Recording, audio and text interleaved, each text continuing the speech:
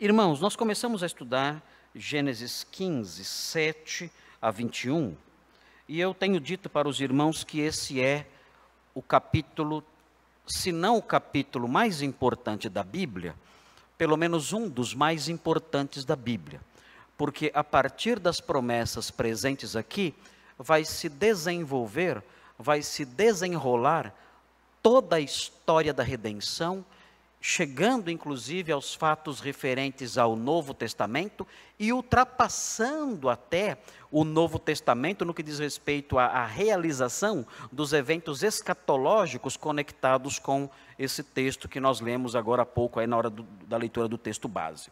Então é um texto muito importante, ele unifica toda a Bíblia, ele dá a toda a Bíblia um sentido específico. Nós começamos a entender algumas coisas que acontecem a partir daqui, à luz desse texto que nós lemos. Eu dividi o texto, os irmãos se lembram, os irmãos estiveram aqui domingo passado, eu dividi o texto, domingo retrasado, né? Domingo retrasado que eu falei sobre esse texto. Eu dividi esse texto em 4 pronunciamentos. Eu disse que é possível dividir o texto em 4 pronunciamentos. O primeiro pronunciamento é a repetição da promessa da terra. São pronunciamentos de Deus. O primeiro pronunciamento de Deus é a repetição da promessa da terra. E eu disse que esse pronunciamento está presente no versículo 7. Então, no sermão que eu preguei há 2 semanas atrás, eu falei só sobre o versículo 7. Falei só sobre o primeiro pronunciamento. E nós esgotamos, então, o versículo 7. O segundo pronunciamento abrange os versículos 8 a 11. E o segundo pronunciamento é o comando para os preparativos da aliança. Esse é o segundo pronunciamento. Deus enunciou um comando para que fossem feitos aí os preparativos para que a aliança de Deus com Abrão se formalizasse. Uma cerimônia foi preparada.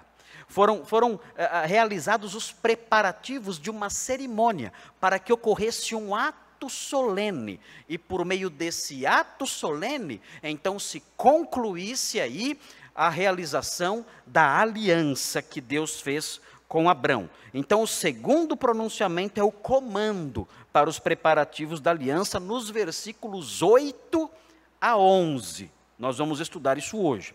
O terceiro pronunciamento é a predição da escravidão e do êxodo. Esse é o terceiro pronunciamento que está nos versículos 12 a 16. Deus pronunciou, ele enunciou uma predição. Ele predisse a escravidão do êxodo. A escravidão dos dias de Moisés seguida pelo êxodo. Ele predisse isso, revelou isso a Abrão. Abrão viveu em cerca de 2000 antes de Cristo. O êxodo aconteceu por volta de 1450 antes de Cristo. Deus revelou a Abrão o que iria acontecer nos dias de Moisés. E isso tem tudo a ver com a aliança. Isso aqui já é um indício, já é uma demonstração de que os eventos do Êxodo estão fortemente conectados com Gênesis 15. Os eventos ligados à saída de Israel do Egito e a sua ida para a terra prometida estão fortemente conectados com o capítulo 15 de Gênesis, conforme veremos. Então, o terceiro pronunciamento é essa predição. E o quarto pronunciamento, que nós não vamos conseguir ver hoje, não dá, é o enunciado solene da promessa pactual. Bonito esse nome, né? Olha que bonito. Né? O enunciado solene da promessa pactual. Você gostou desse título? O pastor Thomas gostou, ele é especialista em Antigo Testamento, então se ele aprovou, eu fico feliz. Né? O enunciado solene da promessa pactual nos versículos 17 a 21. Esses versículos mostram esse pronunciamento de Deus que nós vamos estudar não hoje. Hoje não vai dar tempo. É muita coisa para a gente ver em pouco tempo. Se eu fosse da época dos puritanos, eu pregaria 5, 6 horas, né? Seria maravilhoso, né? Mas se eu fizer isso hoje, eu perco o emprego, amanhã eu estou desempregado. Então não pode. Tem que pregar só, no máximo, aí 40 minutos. Né? Estourando. Ok, irmãos, vamos então prosseguir. Estou brincando com vocês, mas vamos então prosseguir. Vocês viram então o primeiro pronunciamento, que é o pronunciamento, é a repetição da promessa da terra. E os irmãos devem se lembrar de alguns fatores importantíssimos aqui. Alguns fatores que devem ficar gravados na mente dos irmãos. Por quê? Porque essa promessa do versículo 7, eu sou o Senhor que te tirei de Ur dos Caldeus para dar-te por herança esta terra, a repetição dessa promessa, isso aconteceu, a promessa foi dada no capítulo 12, a promessa foi dada no capítulo 13, e agora ele repete a promessa aqui. Nós dissemos no primeiro sermão acerca desse trecho que estamos estudando, nós dissemos que existem posições teológicas dentro da ortodoxia cristã, não são liberais, não são pessoas que não creem na Bíblia, nada disso. São posições teológicas dentro da esfera que nós chamamos de esfera ortodoxa, que dizem o seguinte, olha, essa promessa da terra, ela vai se cumprir um dia, porque ela nunca se cumpriu. E nós dissemos isso aos irmãos, essa promessa da terra dada a Abrão e aos seus descendentes, nunca se cumpriu. Então, uma vertente específica diz o seguinte, olha, essa promessa vai se cumprir ainda. São os aliancistas, não todos, alguns aliancistas, como são chamados, essa vertente, uma grande vertente teológica, ortodoxa, de crentes em Cristo, de homens de Deus, que dizem, olha, essa promessa não se cumpriu, mas ela vai se cumprir um dia no novo céu e na nova terra. Quando todo esse mundo passar e tudo for destruído pelo fogo, como Pedro fala na sua segunda epístola, e Deus então fizer novas todas as coisas, e criar um novo céu e a nova terra, como diz o Apocalipse, quando o mar já não existirá, e haverá então essa nova realidade, então Deus vai cumprir essa promessa aqui. Nós dissemos aos irmãos que essa visão, ainda que seja uma visão que destaca uma escatologia fortemente inspiradora, uma esperança belíssima, que nós temos também, nós aguardamos o novo céu e a nova terra, queremos que chegue logo o dia da inauguração do novo céu e da nova terra, ainda que essa visão, essa concepção, ela conecte essa promessa ao novo céu e à nova terra, nós dissemos que isso é impossível. Por quê? Porque a promessa da terra implica realidades geográficas que não existirão no novo céu e na nova terra. A terra que Deus prometeu a Abrão, ela tem limites geográficos específicos. A terra que Deus prometeu a Abraão é uma terra, nós vemos no próprio texto presente aqui, nós vemos que é uma terra que vai do rio do Egito, que nós vamos aprender no seu devido tempo, que rio é esse, até o Eufrates. E no novo céu e na nova terra, essa realidade geográfica desaparece. Nós sabemos que os limites ocidentais da terra prometida é o mar Mediterrâneo. O novo céu e a nova terra, nós aprendemos em Apocalipse, que no novo céu e na nova terra não existe mar. Então não há como essa promessa se cumprir no novo céu e na nova terra. Não tem jeito. Essa promessa tem que se cumprir nesta terra aqui. Não dá para ser numa nova dimensão criada por Deus depois que tudo passar. Mas existe dentro também dessa outra corrente, da corrente denominada aliancista, existem também os teólogos que afirmam o seguinte, não, essa promessa não é que ela vai se cumprir, ela já se cumpriu. E de fato, se quisermos ser honestos, nós encontramos na história do do Antigo Testamento, nós encontramos momentos na história do Novo Testamento em que é apontada a posse da terra em termos de cumprimento já do que Abrão recebeu como promessa. Nós vimos o texto de Josué 21, 43 a 45, que fala que a terra prometida a Abrão foi concedida, então, às 12 tribos de Israel, ali ao tempo de Josué. E nós vimos isso, estudamos esses textos, e eu expliquei para os irmãos a diferença entre a propriedade e a posse. Eles dividiram a terra ali, e eles receberam a propriedade dela, mas eles não receberam a posse, porque as tribos cananitas, ainda habitavam na terra ali, representando uma ameaça. Mas, entre os expoentes dessa vertente, há os que dizem assim, não se cumpriu nos dias de Josué. De fato, não se cumpriu, porque o povo judeu realmente não ocupou toda a terra, não teve a posse da terra durante os dias de Josué. Mas se cumpriu na época de Salomão. Porque nós vemos nos dias de Salomão a extensão da terra realmente abrangendo aí, parece que ela abrange de fato aí os limites que Deus apontou para Abrão ao tempo da dádiva da promessa. Mas qual é o problema com isso? O problema com isso é que a promessa é repetida depois dos dias de Salomão. Depois da época de Salomão, Deus enuncia pela boca dos profetas, o que ele chama de uma nova aliança. E essa nova aliança que é enunciada por Deus, por meio dos profetas, repete a promessa referente à posse da terra. Mas a coisa piora, ou melhora. Em que sentido? A nova aliança, além de prometer que o povo de Israel iria possuir a terra, e essa promessa ser enunciada depois dos dias de Salomão, além disso diz o seguinte, olha, eles vão possuir a terra, os judeus vão possuir a terra, os israelitas vão possuir a terra, e não somente vão possuir a terra para sempre, de forma pacífica, sem nenhuma ameaça ao redor, e mais, com um coração transformado. Aí é pedir demais. Aí dizer que isso já se cumpriu, aí é pedir demais. A promessa vai se cumprir, como Deus falou a Abraão, mas a nova aliança revela algo mais. Olha, surpresa! Tem algo mais. Vocês não terão os judeus não terão somente a terra, conforme prometida a Abraão e a sua descendência. Não, vai ser algo além disso. Eles vão possuir a terra, vão possuí-la para sempre, vão possuí-la de forma pacífica, sem ameaça nenhuma. Meu Deus, isso nunca aconteceu. E mais, vão possuí-la com o coração transformado.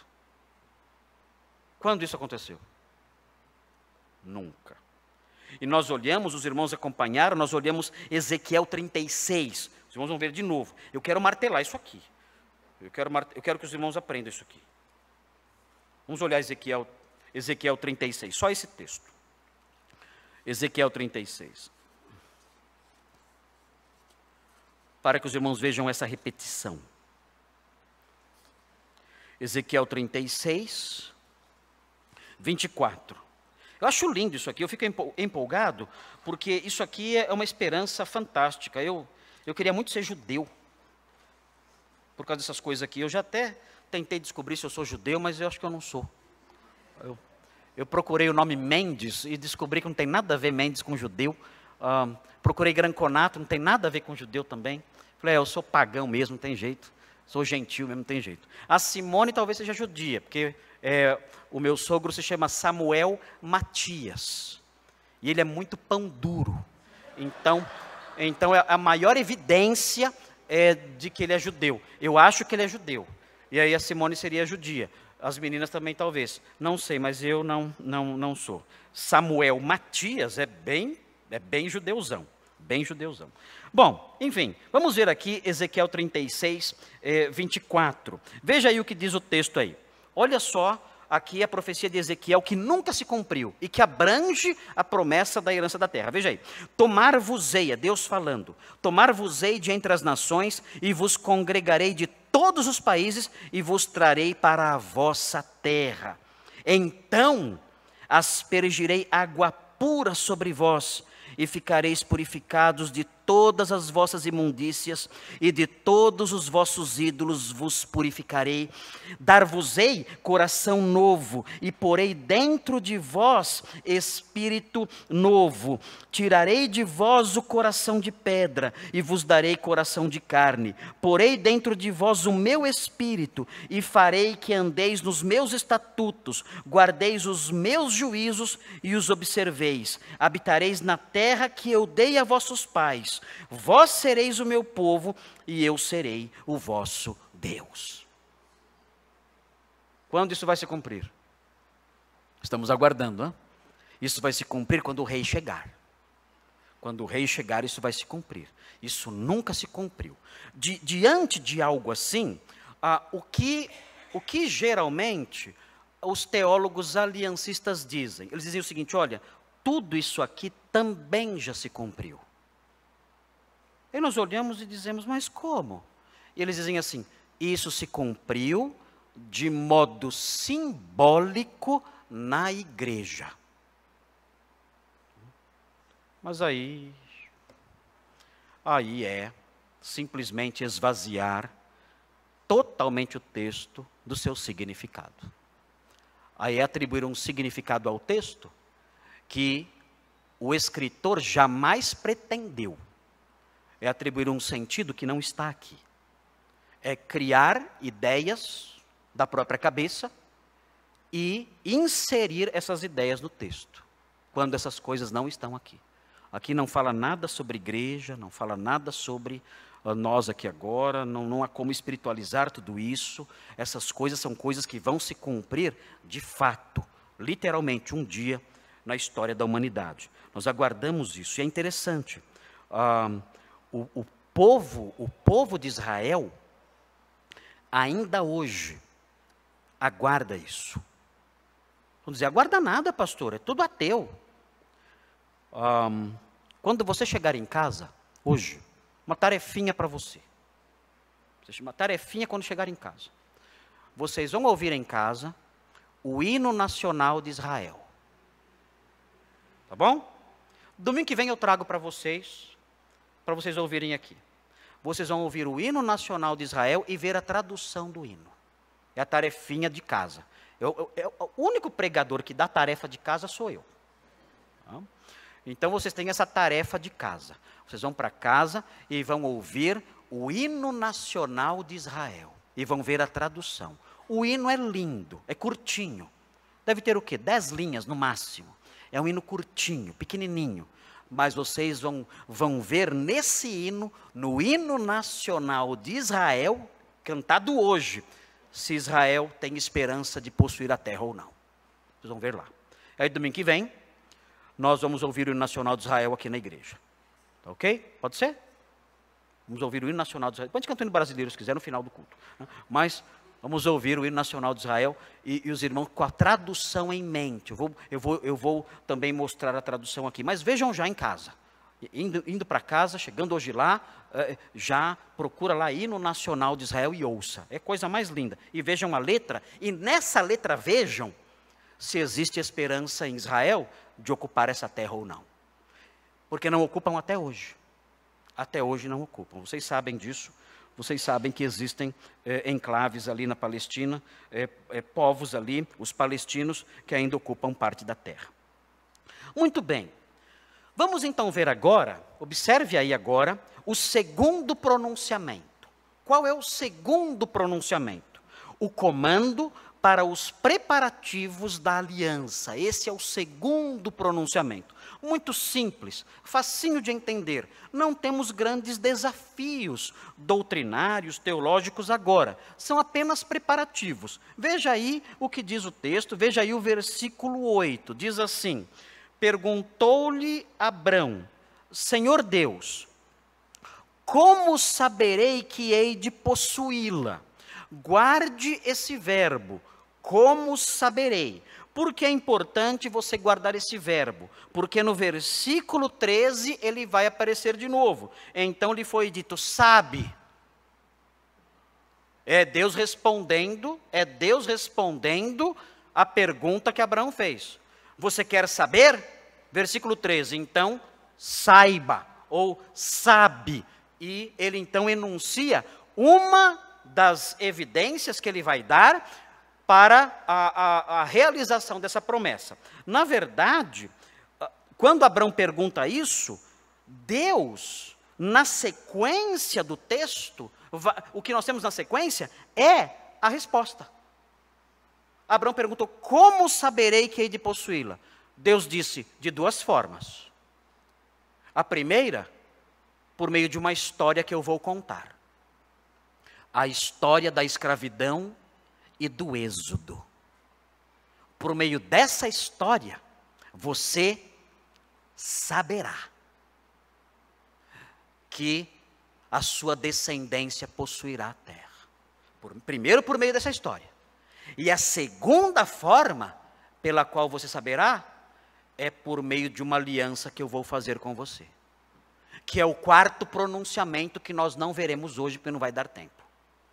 Então, através dessas duas evidências, uma revelação do que vai acontecer no futuro, e através da formalização de um pacto que eu vou fazer com você, você vai saber que você irá possuí-la, que a sua descendência irá possuí-la.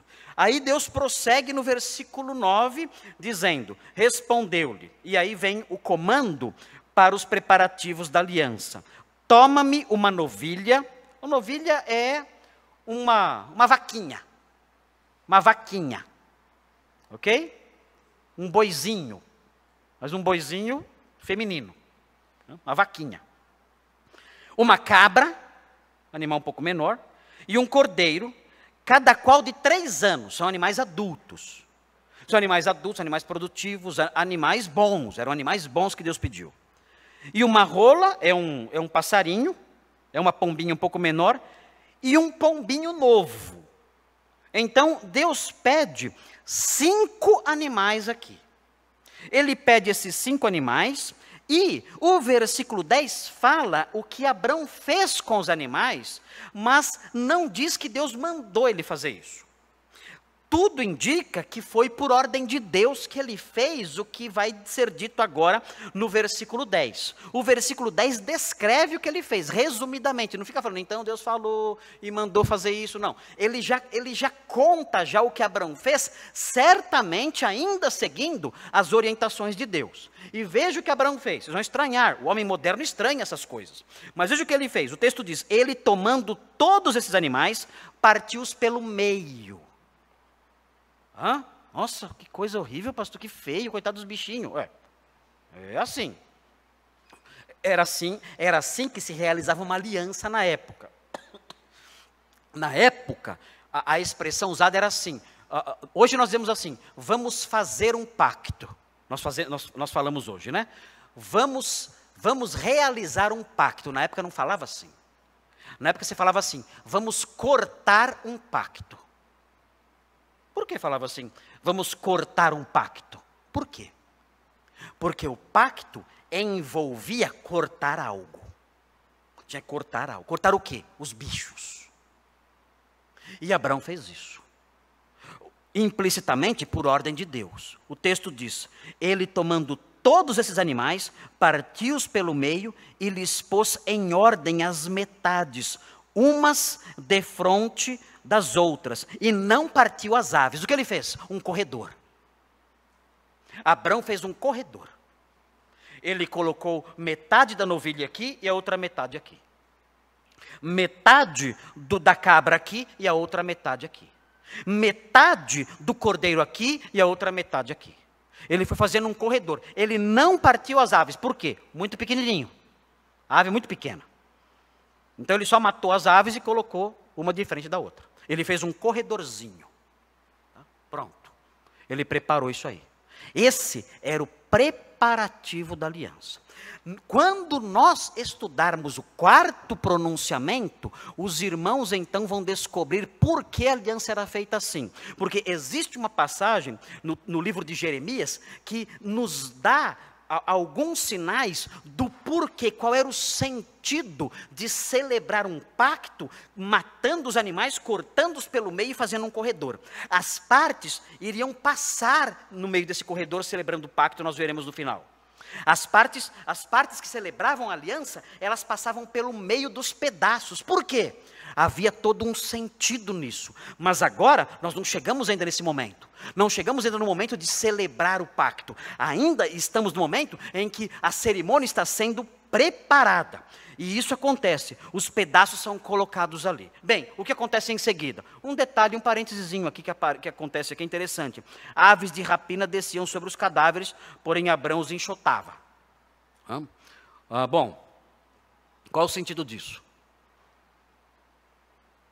Nenhum. Significa apenas que os urubus iam lá, só isso.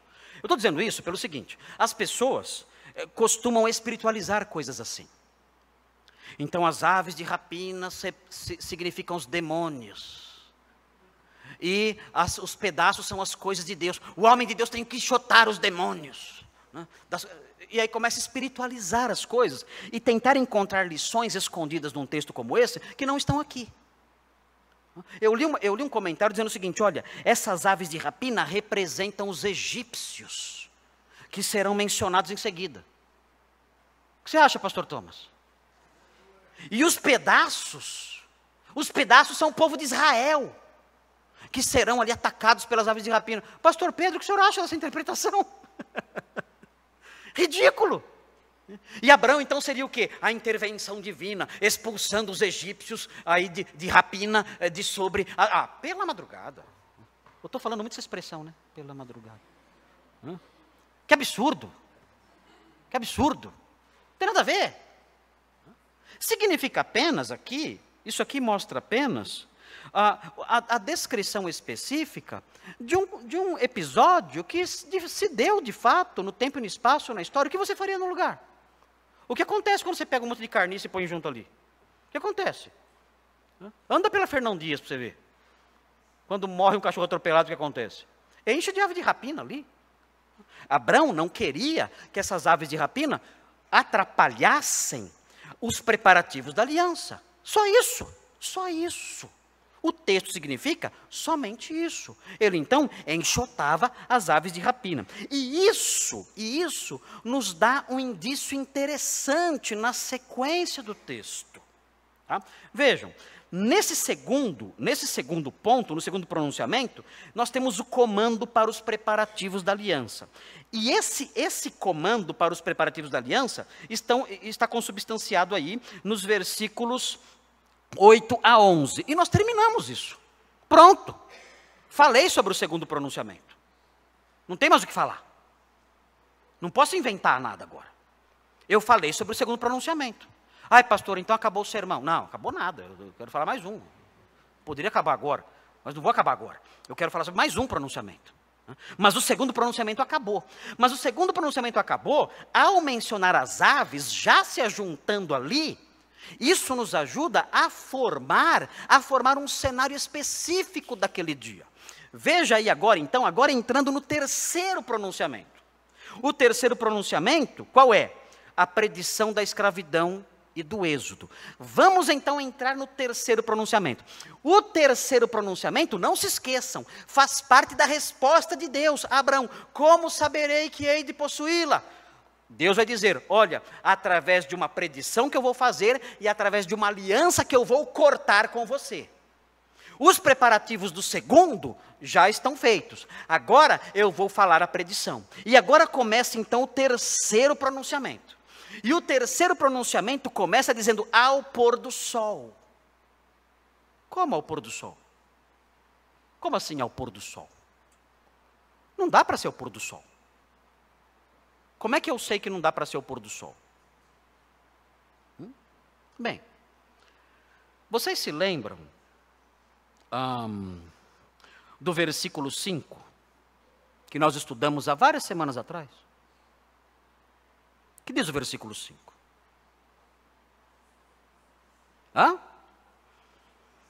Eu falei tanto sobre o versículo 5, que eu falei bastante do verbo yatsá. Sair, sair, sair. Mas note o que diz o versículo 5.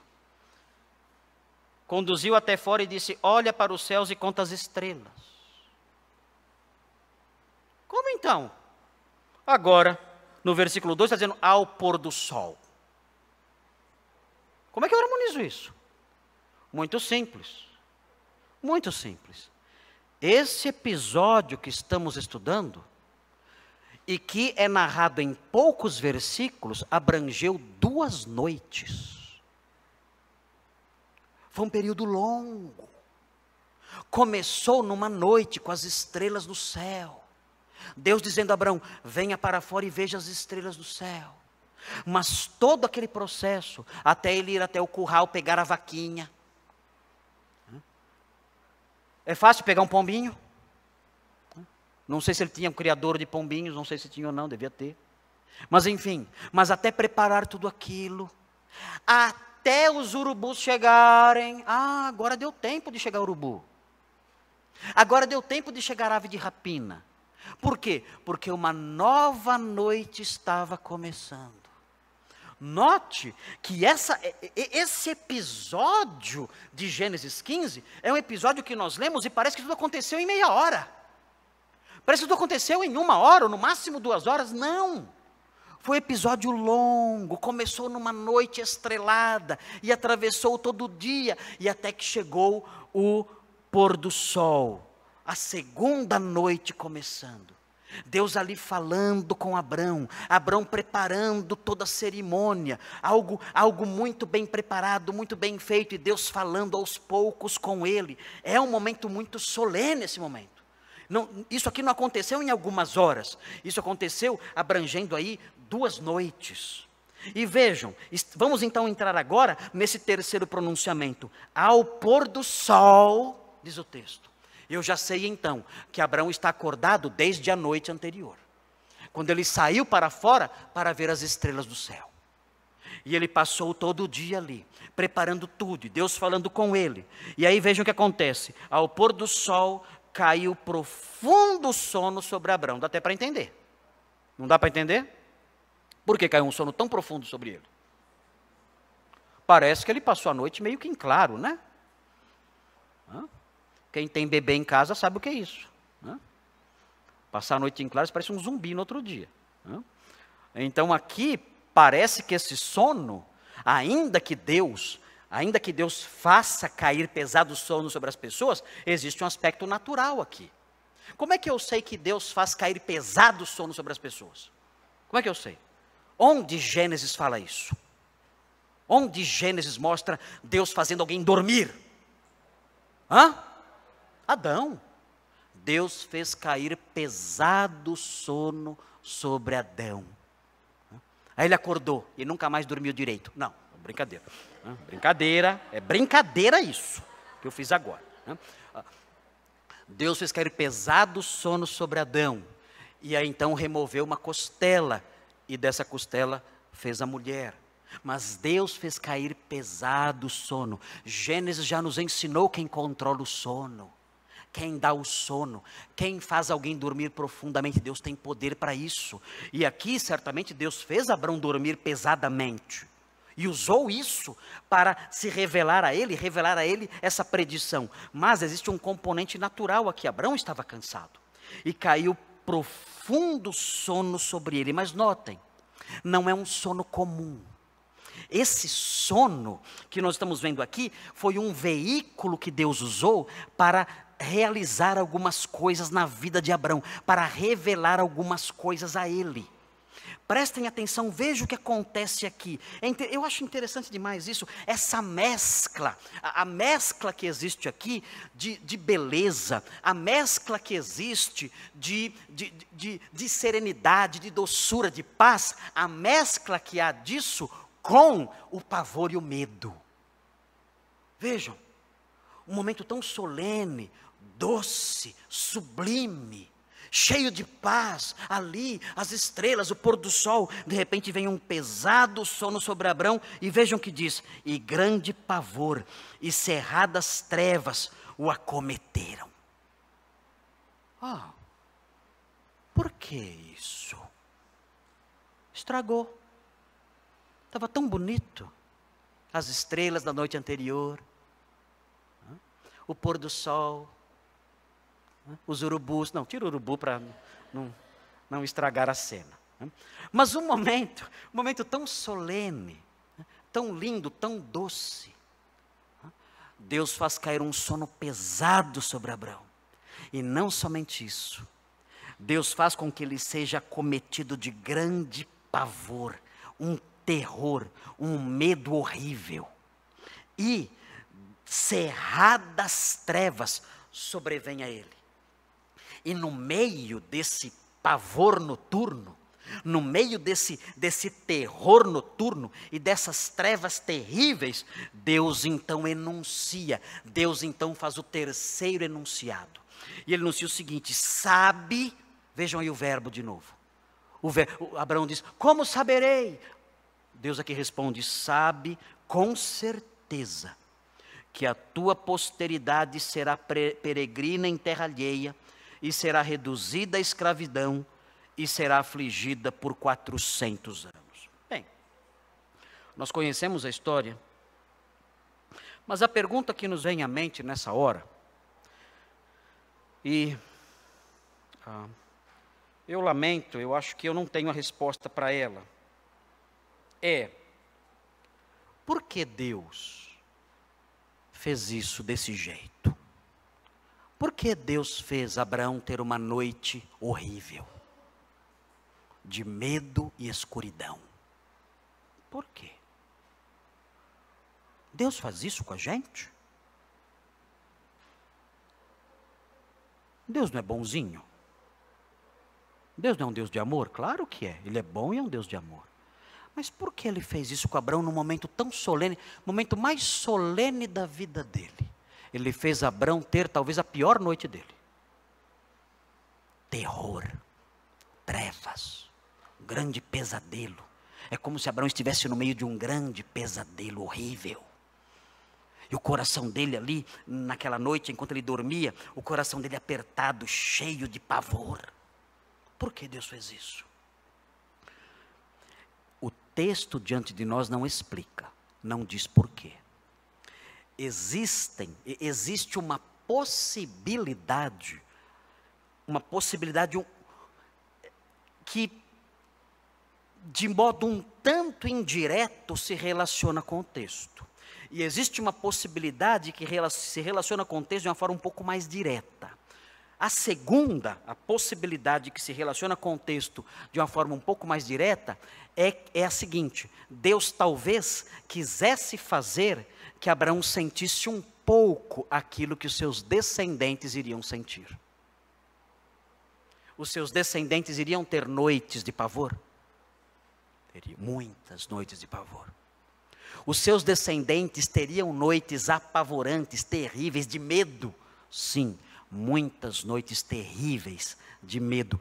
E Deus quis que essa profecia ficasse profundamente marcada em Abraão, de modo que ele nunca a esquecesse. Por causa disso, então, ele concedeu a Abraão uma experiência viva, um relato vivo, um relato bastante dinâmico daquilo que aconteceria com eles. Olha, Abraão, nunca se esqueça do que eles vão passar. Você nunca vai se esquecer do pavor desta noite, para que você nunca se esqueça da profecia que eu vou enunciar agora aqui para você. Esse é um motivo. Eu acho que esse motivo é um motivo bastante forte, mas o texto não diz sobre isso. Não fala se é isso. Não sabemos. Nós podemos sugerir a partir da sequência do texto, mas não podemos afirmar com certeza. Não podemos dogmatizar essa interpretação. Uma outra possibilidade, esta talvez se relacione mais fortemente conosco, seria a seguinte: Deus estava sendo profundamente generoso com Abraão, fazendo-lhe promessas extraordinárias, prometendo-lhe a terra, prometendo uma descendência, mesmo a sua esposa sendo estéril, prometendo tantas coisas para ele. Deus tinha dado riquezas imensas a Abraão. Abraão era um homem rico, muito rico. Deus tinha abençoado Abraão em todos os aspectos. Ele tinha até um pequeno exército. Ele tinha acabado de chegar, fazia pouco tempo, ele tinha acabado de chegar de uma campanha militar em que ele colocou para correr 4 reis do Oriente. Então, Abrão estava experimentando bênçãos maravilhosas de Deus. E pode ser então que essa experiência de pavor seja para dizer o seguinte: olha, não se esqueça, eu sou um Deus bondoso, mas nunca se esqueça de me temer. Eu abençoo você com tudo, mas nunca se esqueça de ser reverente diante de mim. Nunca brinque comigo, nunca seja irreverente, nunca seja desrespeitoso. Eu sou o Deus da bênção e sou também o Deus do pavor. Eu sou o Deus que traz alívio e também sou o Deus que traz terror. Eu sou o Deus que mostra as estrelas no céu de modo pacífico e poético, mas sou também o Deus que dá as noites de pavor para você. Então não se esqueça. Não se esqueça de ter uma visão equilibrada acerca de mim. Eu sou bondoso. Tudo que você tem vem das minhas mãos. Mas não permita que isso crie em você uma visão irreverente a meu respeito. Quando você falar o meu nome, tenha temor. Quando você for fazer a minha obra, faça com excelência. Quando você ler a minha palavra e escutar as minhas ordens, obedeça com tremor. Porque eu sou o Deus da noite estrelada, mas sou também o Deus da noite pavorosa. Pode ser isso. Será que é isso? Não sabemos. Mas que é uma boa lição, é. Abraão não se esquecer que o Deus amoroso e generoso é também o Deus que traz temor. Veja então a predição. É o enunciado da predição. A predição diz algo terrível. Algo horrível acontece aqui. A tua posteridade será peregrina em terra alheia e será reduzida à escravidão e será afligida por 400 anos. Essa é a parte horrível da predição. E isso se cumpriu. Nós vamos chegar, dentro de alguns domingos, em Êxodo 1. Dentro de alguns anos, né? Nós vamos chegar em Êxodo 1. Se eu ainda estiver vivo, chegaremos lá, né? Se eu não estiver, aí meus sucessores, ou meu sucessor aí, o Nicolas, que vai ser meu sucessor, o Isaac, outros aí prosseguem, aí vão em frente. Mas Êxodo 1, 8 a 14, veja o cumprimento. Êxodo 1, 8 a 14. Acompanhem na sua Bíblia. Vamos ler um pedacinho da Bíblia, mais um pedacinho da Bíblia. Importante que os irmãos leiam bastante a Bíblia. Conheçam bem a Bíblia. Veja aí. Êxodo 1, 8 a 14, é o cumprimento. Abraão viveu cerca de 2000 antes de Cristo. Isso aqui se cumpre em cerca de 1450 antes de Cristo. Veja aqui o que diz Êxodo 1, 8 a 14. Entre mentes, Êxodo 1. Se levantou um novo rei sobre o Egito, que não conhecera José. Ele disse ao seu povo: eis que o povo dos filhos de Israel é mais numeroso e mais forte do que nós. Eia, usemos de astúcia para com ele, para que não se multiplique, seja o caso que vindo a guerra, ele se ajunte com os nossos inimigos, peleje contra nós e saia da terra. E os egípcios puseram sobre eles feitores de obras, para os afligirem com suas cargas. E os israelitas edificaram a Faraó as cidades celeiros Pitom e Ramessés. Mas, quanto mais os afligiam, tanto mais se multiplicavam e tanto mais se espalhavam, de maneira que se inquietavam por causa dos filhos de Israel. Então os egípcios com tirania faziam servir os filhos de Israel, e lhes fizeram amargar a vida com dura servidão, em barro e em tijolos, e com todo o trabalho no campo, com todo o serviço em que na tirania os serviam. Um jugo pesado, terrível. Deus disse: isso vai acontecer com vocês. Isso vai acontecer com a sua descendência. Notem, existem elementos de Gênesis 15 aqui, não existem? Bem, primeiro o cumprimento da profecia, mas vejam o que diz, versículo 12: quanto mais os afligiam, tanto mais se multiplicavam e tanto mais se espalhavam. Por que isso está acontecendo? Por que isso está acontecendo? Lembrem-se de Abraão. Abraão, venha para fora e olhe para as estrelas do céu. Conta as estrelas, se é que pode, se é que você pode. Conte as estrelas. Veja, assim será a sua descendência.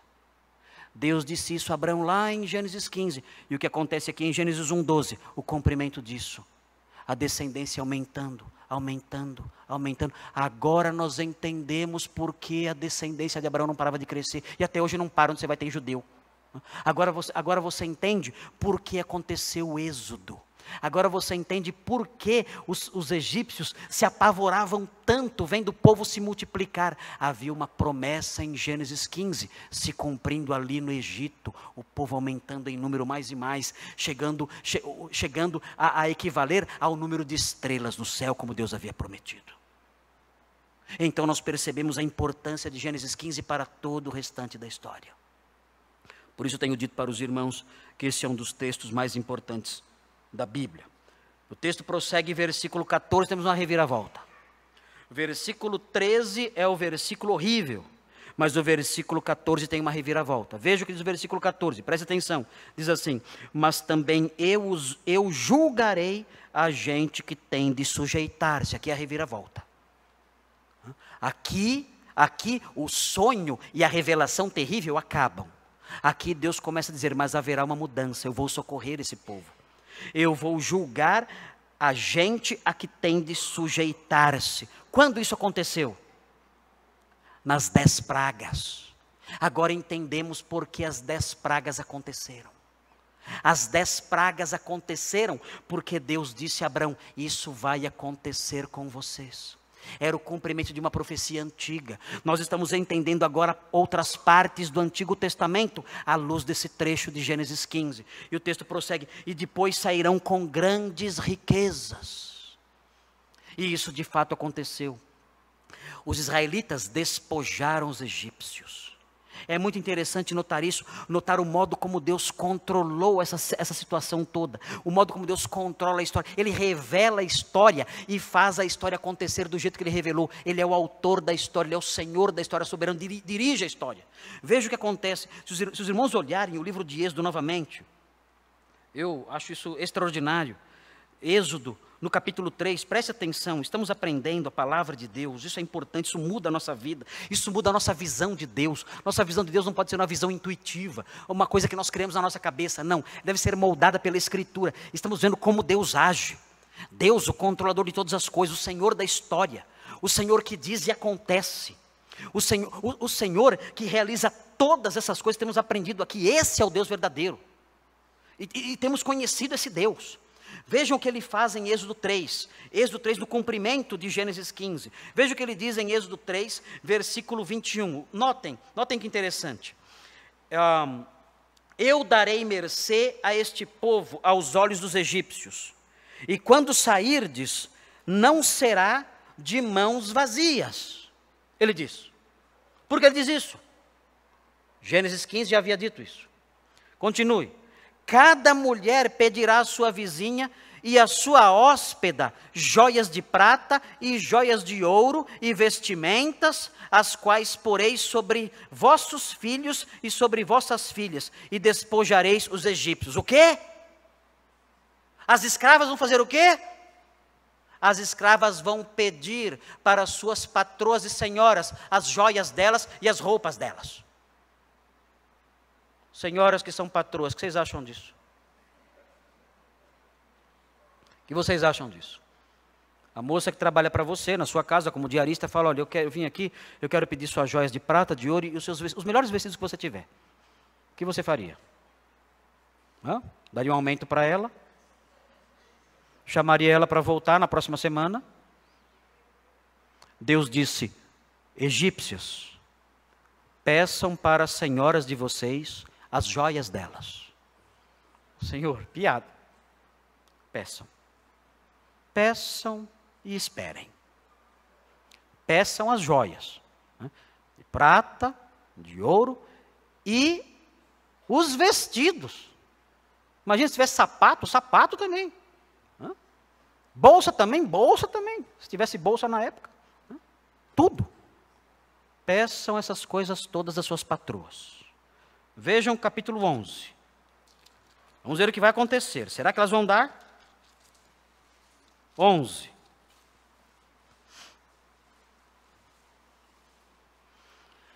Vejam só agora aqui. Está ampliando agora. Veja agora. Fala agora aos ouvidos do povo que todo homem peça ao seu vizinho e toda mulher à sua vizinha objetos de prata e de ouro. O quê? Agora você vai bater no vizinho ao lado. Pessoal do condomínio. Pessoal do seu bairro. Eu vim aqui, eu quero pedir todos os seus objetos de prata e os seus objetos de ouro, tudo eu quero. Você poderia me dar? Vocês acham disso? É a ordem de Deus. Eu faria. Você faria? Eu faria. Eu vim aqui, todos os objetos de ouro que você tem, de prata, as roupas também preciosas que vocês têm, caras, estou precisando bastante. Eu queria que você me desse. Vejam o versículo 3. E o Senhor fez que o seu povo encontrasse favor da parte dos egípcios. O que significa isso? Que quando o povo pedia, o que as pessoas faziam? Davam. Davam. Eles ficaram malucos. Eles são escravos. É ralé. É a ralé que trabalha no meio da lama, fazendo tijolo. E vem aqui, bate na sua porta e pede todos os seus bens e você dá. Você perdeu o juízo. E as patroas aí também, dando suas joias e seus vestidos para essas mulheres. Que absurdo é esse? Mas Deus fez com que o povo de Israel encontrasse favor. Vejam, no capítulo 12, versículo 35 e 36. 12, 35. Diz assim, 12:35. Fizeram, pois, os filhos de Israel conforme a palavra de Moisés e pediram aos egípcios objetos de prata e objetos de ouro e roupas. 36. E o Senhor fez que seu povo encontrasse favor da parte dos egípcios, de maneira que estes lhes davam o que pediam e despojaram os egípcios. Os egípcios ficaram pobres. Não porque foram saqueados, porque eles davam.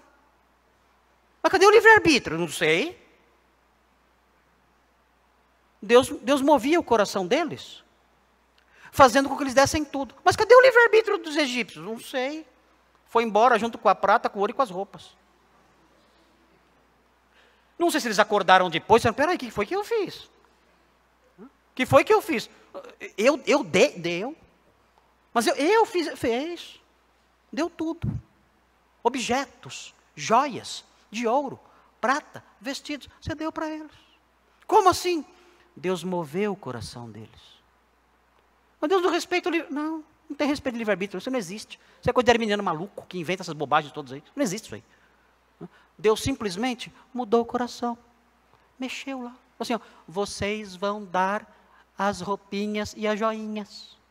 Vão dar. Eu vou mover o coração de vocês. Vocês vão dar tudo que eles pedirem. Eles vão pedir, vocês vão dar. E vão dar querendo dar. Não vai ser robô. Eu vou dar roupa para... Não é isso. Não vai virar fantoche. Não vai virar marionete. Não vai virar robô. Nada disso. Vocês vão querer dar. Livremente. A vontade de vocês eu vou mudar. Eu vou inclinar o coração de vocês de tal forma que vocês vão fazer isso voluntariamente. Porque eu controlo o coração das pessoas. E eu faço o coração das pessoas ir na direção que eu bem entendo. Eu sou Deus, eu sou o Senhor. É a minha vontade que prevalece e não a dos homens. Se eu quiser endurecer um coração, eu endureço. Se eu quiser amolecer, eu amoleço. Eu endureci o coração de Faraó para não deixar vocês irem. E amoleci o coração do povo para dar todos os bens para vocês. Eu faço o que eu quero. Eu sou o Deus soberano. Eu sou o Senhor dos corações. Provérbios 21:1 diz que o coração do rei está nas mãos do Senhor e ele o inclina para o lado que ele quer. Por que essa lição é tão importante? Essa lição que começa lá em Gênesis 15. Eles sairão com grandes riquezas. Porque essa lição lá de Gênesis 15, que mostra Deus já planejando mover o coração daquele povo, que mostra Deus já se programando, por assim dizer, para inclinar o coração do povo, para que o povo entregue tudo que os judeus pedissem. Por que essa lição é importante para nós? Porque nós conhecemos pessoas que nós precisamos que Deus mude o coração. Nós temos inimigos também. Nós temos pessoas que nós conhecemos que nos oprimem. Não temos? Temos. Nós temos pessoas que são nossos algozes. Eles nos oprimem, tornam a nossa vida difícil. São talvez familiares nossos, colegas do nosso trabalho, vizinhos que nos cercam, amigos próximos de nós na nossa vizinhança, pessoas do nosso círculo de amizade, pessoas que nos oprimem. E nós olhamos para aquilo e dizemos: como eu vou me livrar de algo assim? Como eu posso me livrar de algo dessa natureza? Como eu posso me livrar da opressão dessa pessoa? Nós temos boas notícias aqui. Deus pode inclinar corações para a direção que Ele quer. Eu posso orar dizendo: Senhor, muda esse coração. Muda. E Ele muda, conforme o seu querer, a sua graça e a sua vontade. Ele pode transformar os maiores inimigos nas pessoas mais dóceis. Os opressores dos judeus foram a maior fonte de riqueza deles. Deram seus bens voluntariamente aos judeus. Deus muda corações maus. Ele muda, Ele transforma, Ele inclina na direção que Ele quer. Eu posso pedir dizendo: Senhor, faça com que essa pessoa, o coração dela se incline em outra direção. Que o coração dela, que me oprime tanto, que me perturba tanto, que tira a minha paz, faça, Senhor, com que essa pessoa se incline para outra direção. O Senhor é o Senhor dos corações. E o Senhor pode fazer isso. O Senhor já fez tantas vezes, pode fazer novamente. Você pode olhar para o seu coração. Quanto desespero isso pode trazer a alguém. Quando a pessoa olha para o seu próprio coração. Quando ela faz isso honestamente. E ela percebe no seu coração algumas manchas. A mancha da lascívia, da imoralidade, a mancha da cobiça, a mancha da inveja. Ele vê no seu coração isso. A mancha do rancor, do ódio contra as pessoas, a mancha do orgulho, da soberba, a mancha do apego às riquezas, a mancha do rancor presente ali. Nós percebemos essas manchas e olhamos para o nosso coração e dizemos: meu Deus, nós que somos crentes, nós tendemos a não sermos autoindulgentes. Pelo Espírito Santo que em nós habita, nós temos uma sensibilidade muito grande a essas coisas. Nós, os crentes. O incrédulo olha para si cheio de desculpas, cheio de explicações. Eu sou assim porque eu fui criado assim. Eu sou assim porque eu sou descendente disto ou daquilo. Eu sou assim por causa das minhas condições. E ele se enche de desculpas as mais diversas. É a sociedade, é o governo, é a criação, é isto, é aquilo. Nós, os crentes, não nos contentamos com essas explicações. Nós, os crentes que temos o Espírito Santo que nos convence do pecado, que trabalha em nós, nós quando olhamos para nós mesmos, sob a luz que o Espírito Santo concede, nós nos deparamos muitas vezes com coisas que nós não gostamos e sabemos que devem ser mudadas. Olhamos para as partes escondidas do nosso coração e nos entristecemos, dizendo: Senhor, eu não consigo. Não consigo. Eu queria ser mais dócil, não consigo. Eu queria que essa mágoa desaparecesse, não consigo. Essa inveja que me consome, é difícil admitir. A inveja é um dos pecados mais difíceis de se admitir. Mas eu sei que está lá. Arranque isso de mim.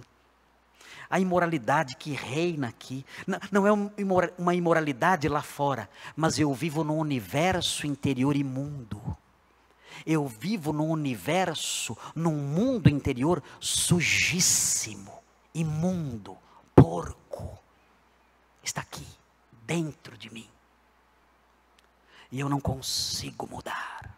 Não consigo. Mas eu aprendi que o Senhor tem acesso aos corações. O pastor Marcos, que prega todos os domingos, tem acesso aos meus ouvidos. E eu escuto todos os domingos e até durante a semana. Mas o Senhor tem acesso não só aos ouvidos. O Senhor tem acesso aos corações. E o Senhor pode mudar corações. O Senhor inclinou os corações dos egípcios perversos e opressores, de tal maneira que eles se tornaram generosos e amáveis e enriqueceram os judeus. O Senhor pode também inclinar o meu coração para as coisas santas, para as coisas suas, para as coisas que te agradam. Me ajuda, Senhor, Senhor Deus dos corações. Nós podemos fazer essa súplica confiantes. Nós podemos fazer essa súplica de fé. E essa fé pode ser robustecida. E pode ser robustecida num texto como este, em que nós aprendemos que o Senhor controla corações. Nosso tempo está acabando. Versículo 14 prossegue. Meu Deus, quanta coisa aqui para estudar. Quanta coisa tem aqui, irmãos.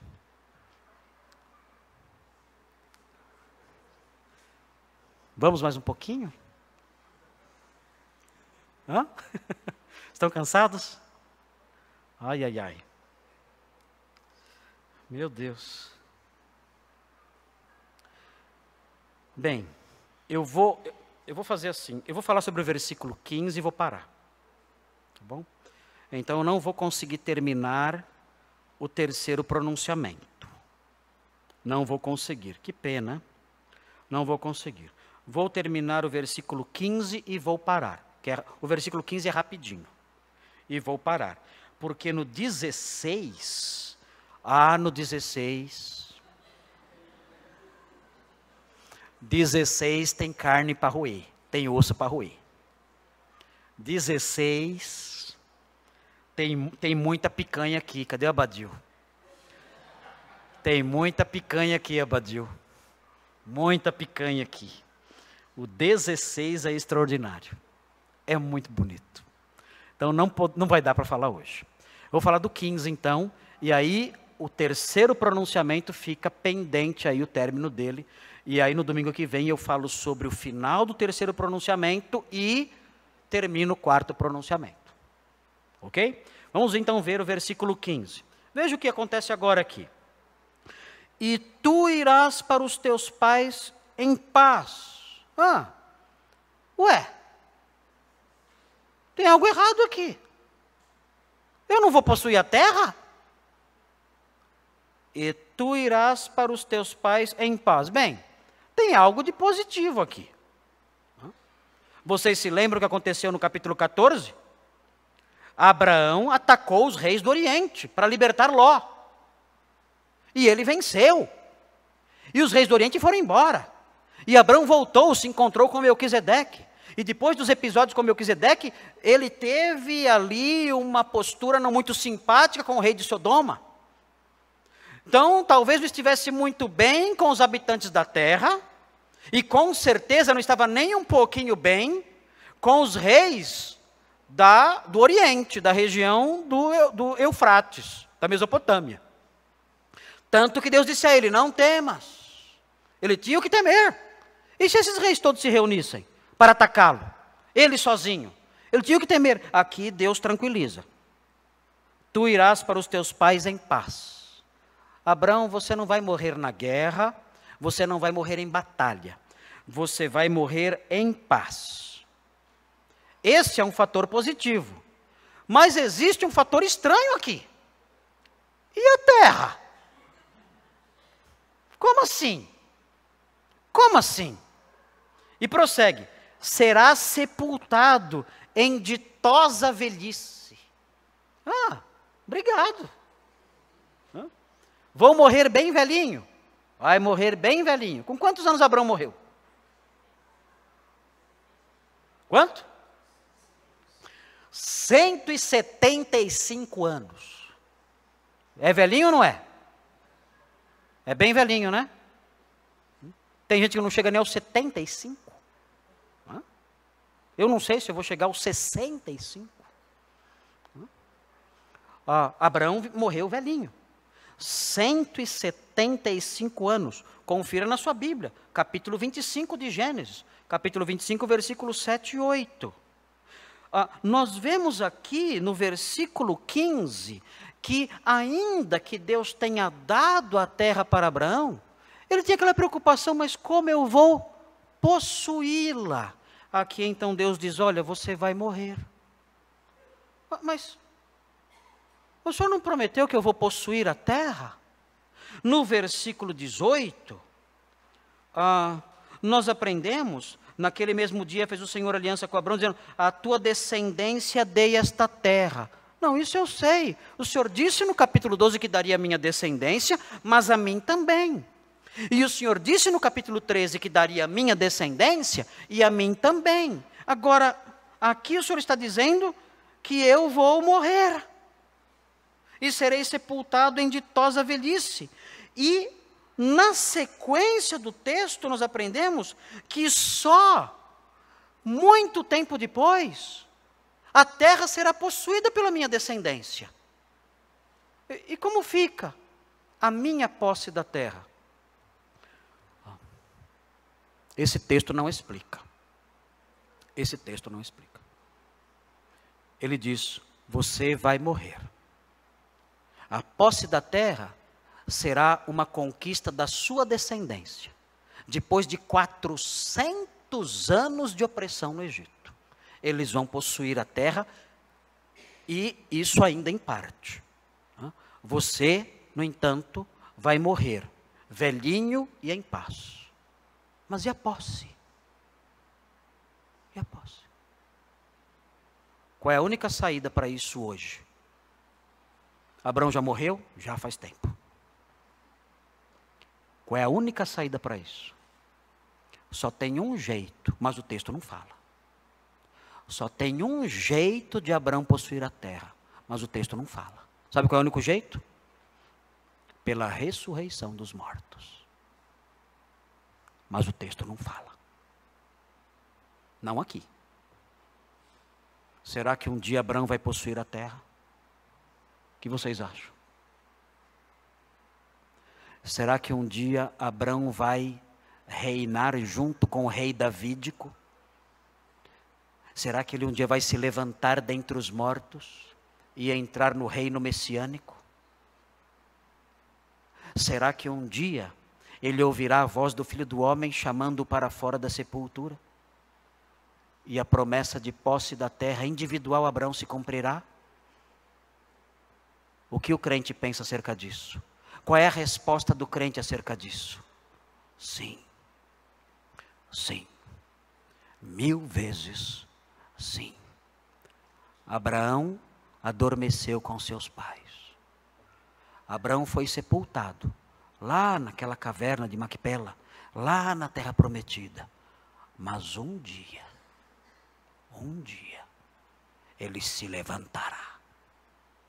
Um dia, quando o reino mencionado em Ezequiel, o texto que nós lemos, quando o Messias estiver reinando numa Jerusalém restaurada, E quando os santos mortos do Antigo Testamento se levantarem, então a promessa feita a Abraão de possuir a terra e desfrutar de fato da sua propriedade ali, se cumprirá. O texto aqui presente não diz isso. Nós aprendemos isso na sequência do ensino veterotestamentário. O Senhor disse a Daniel: Daniel, segue o seu caminho, porque você morrerá, mas no final dos dias você se levantará e tomará posse da sua herança. Essas palavras bem poderiam ser aplicadas a Abraão aqui. Um dia Abraão se levantará e tomará posse da herança que Deus prometeu a ele, em Gênesis 15. Na semana que vem nós vamos ver o versículo 16, terminando o terceiro pronunciamento. Há muito que aprender no versículo 16, e na sequência do 17 em diante, veremos o quarto pronunciamento. Vamos orar ao nosso Deus, e vamos agradecer a Ele pelo que Ele é, por suas promessas maravilhosas, e pelo fato de que essas lições nos enchem de esperança. Um dia haverá um reino glorioso, em que todas essas coisas se cumprirão de modo pleno, e nós que estamos em Cristo, desfrutaremos plenamente do cumprimento dessas promessas. Oremos. Senhor Deus, obrigado, porque o Senhor é o Deus que traz a noite estrelada, e o Senhor é o Deus que traz a noite de pavor. E o Senhor controla essas coisas para mostrar que o Senhor é soberano e devemos amá-lo e ser reverentes no nosso relacionamento com o Senhor e obedientes. Devemos ser tementes ao Senhor, que é o Deus da noite calma e o Deus da noite de pavor. Ó Deus, nós queremos também agradecer, porque o Senhor é o Deus que controla os corações. O Senhor dispõe os corações conforme o Senhor bem entende. O Senhor pode fazer com que o coração do perverso se incline para o bem. O Senhor pode fazer com que o coração do homem se endureça ainda mais. O Senhor pode trabalhar no nosso coração, fazendo com que nós abandonemos as nossas falhas. O Senhor é o Deus que trabalha nos corações dos homens soberanamente, e nós agradecemos por essa sua imensa grandeza. Que Deus grandioso o Senhor é, magnífico, tremendo, majestoso, um Deus que controla a história plenamente, cada detalhe dela, um Deus que escreveu a história e faz com que ela se cumpra.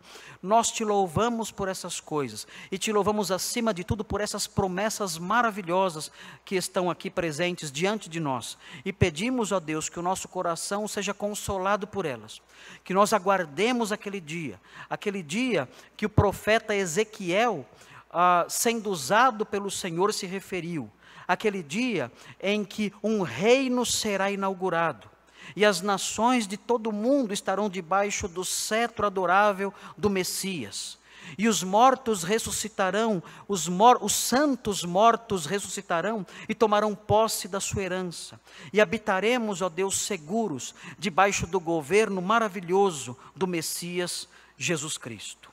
Nós agradecemos por essas coisas, porque essas coisas mudam a nossa visão da vida e do mundo. Essas coisas enchem o nosso coração de esperança e nos ajudam a prosseguir neste mundo mau. Nós te louvamos por tudo isso, e o fazemos em nome do Messias prometido, Jesus Cristo. Amém.